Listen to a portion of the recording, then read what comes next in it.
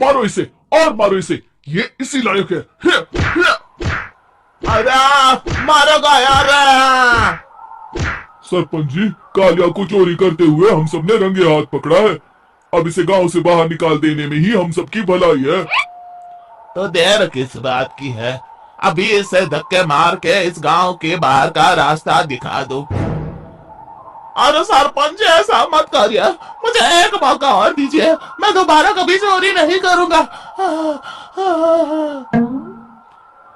लेकिन गांव वाले उसकी एक नहीं सुनते और उसे मार मार के गांव की सीमा के बाहर निकाल देते हैं। अरे मेरी कमर दर्द के मारे मेरी जान निकली जा रही है। कम वक्तों ने जम के धुलाई की है मेरी। अरे भगवान करे इनके गांव में भूचाल आ जाए, धरती फट जाए और सब गांव वाले उसमें समा जाए। चलते चलते कालिया जंगल में पहुंच जाता है। उसे वहां एक प्रयोगशाला दिखाई देती है।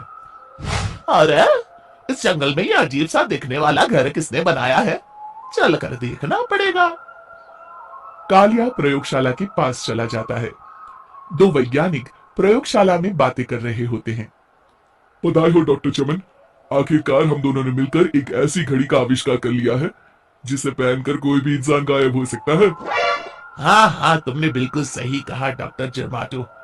अब कल सुबह ही हम इस जंगल से निकल जाएंगे, लेकिन उससे पहले आज रात के खाने का बंदोबस्त करते हैं। हाँ हाँ, मुझे तो बड़ी जोरों से भूख लगी है, चलो चलते हैं।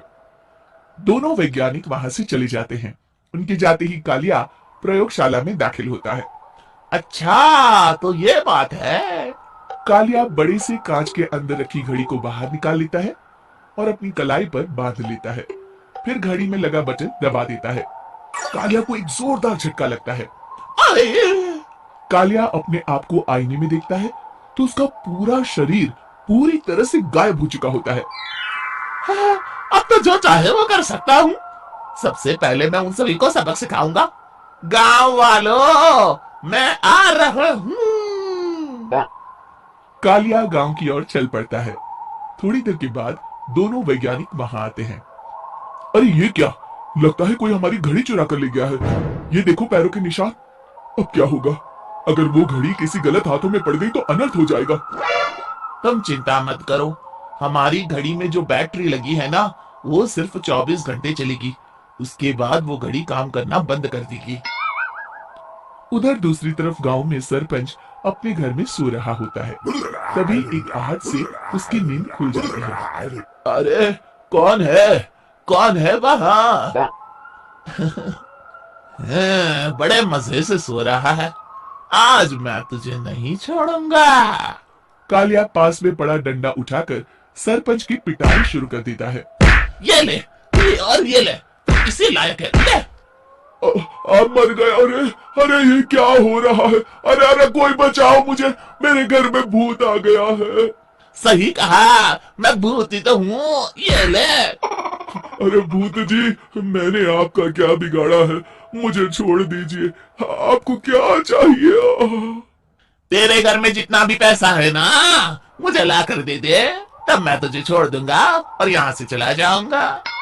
सरपंच अपनी तिजोरी से पैसे निकालकर एक बड़े कपड़े में बांधकर जमीन पर रख देता है और कालिया वो सारा पैसा लेकर वहां से चला जाता है। दूसरी तरफ जमींदार गांव के चौराहे पर खड़ा कुछ लोगों से बात कर रहा होता है। इस कमीने जमींदार ने भी मुझे बहुत पीटा था, इससे भी बदला लेना तो बनता है। हाँ? जमींदार अचानक अपने आप को चांटे मारने लगता है। अरे भाई ये क्या हो रहा है? जमींदार साहब अब ठीक तो है ना? अरे मुझे नहीं पता भाई। अरे मर गए रे, ये तो पक्का किसी भूत प्रेत का काम है। जमींदार के अंदर कोई भूत आ गया है, इससे पहले कि ये हमारे अंदर आ जाए। मनोहर भाई, अपनी जान बचानी है तो भागो यहाँ से। ये क्या, अरे बाप रे बाप, मुझे तो भूतों से बड़ा डर लगता है, मैं तो चला यहाँ से। अगली सुबह इस घटना से पूरे गांव में दहशत फैल जाती है। सभी गांव वाले आपस में बात करने लगते हैं। अरे भाई, पता नहीं कहां से हमारे गांव में एक भूत आ गया है। उसने कल रात को सरपंच और जमींदार की खूब पिटाई की और उनके सारे पैसे भी लेकर चला गया। हाँ भाई हाँ, ये भूत तो मुझे बड़ा अजीब लगता है। मेरी समझ में नहीं आता कि भूत उन पैसों का करेगा क्या। अरे तेल में पकोड़े बना के तलेगा बेवकूफ। इस बात की चिंता करके कहीं वो भूत हमारे घर में ना आ जाए। तुम बिल्कुल सही कह रहे हो आर्या, मैं भी इसी बात से घबरा रहा हूँ। अच्छा, अब मैं अपने घर जा रहा हूँ, तुम सब भी अपने अपने घर चले जाओ, उस भूत का कोई भरोसा नहीं है। हाँ। तीनों वहां से चले जाते हैं। दूसरी तरफ कालिया सारे पैसों को एक खंडर में छुपा देता है। इतने सारे रुपए तो मैंने अपनी पूरी जिंदगी में एक साथ कभी नहीं देखे। इस तरह कुछ दिनों में मैं अमीर बन जाऊंगा। आज मैं उस मोटे बब्बन को अपना शिकार बनाऊंगा। सुना है दहेज में बहुत सारे पैसे और गहने मिले हैं उसे। रात होते ही कालिया बब्बन के घर में घुस जाता है। हाँ, मिल गई तिजोरी। अब जल्दी से इसे खोलकर सारे पैसे निकाल लेता हूँ। अरे खुल जा खुल जा। खुल गई। कालिया पैसे थैली में भर ही रहा था कि तभी बब्बन उसके बगल में आकर खड़ा हो जाता है। भाई क्या कर रहा है हाँ? अरे हट।